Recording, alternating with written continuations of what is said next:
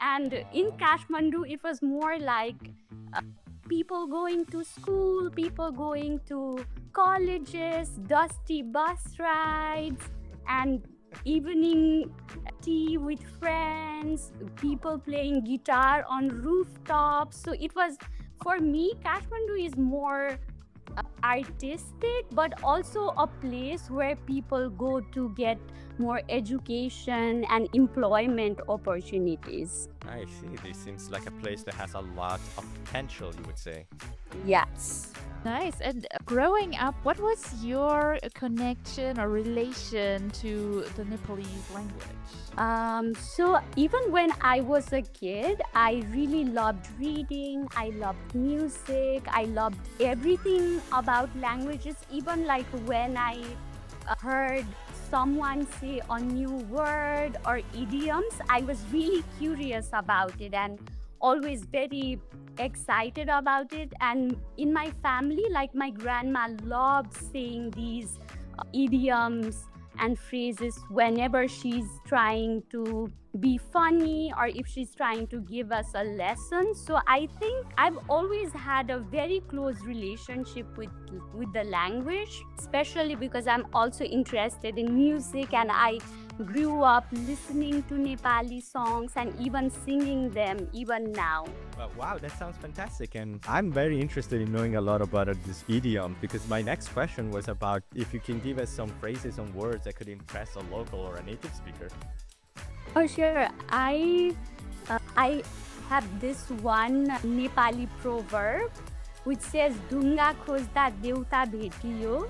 If the literal translation is like, while you were looking for a stone, you found God. And it's about like unexpected blessings, like you're looking for a stone or you're looking for something, but you get rewarded with something unexpected, and it might be even better. That's so nice. That's such a... Can you please repeat it slowly for the people that are listening so they can kind of learn a little bit of the structure, maybe? Sure. Dunga khojda deuta bhetiyo. So while looking for a stone, I found a God. And the unexpected blessings you might find. Wow. Wow. I'm speechless, honestly.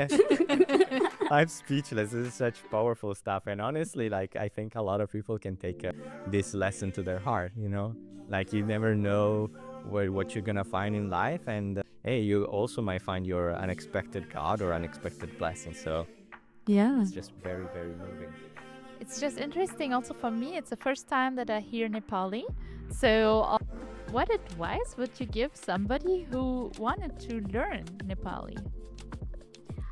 I would say, because for me, Nepali is such an emotional language, I would suggest someone to begin with, like, I don't know, lullabies, children's songs, like basic words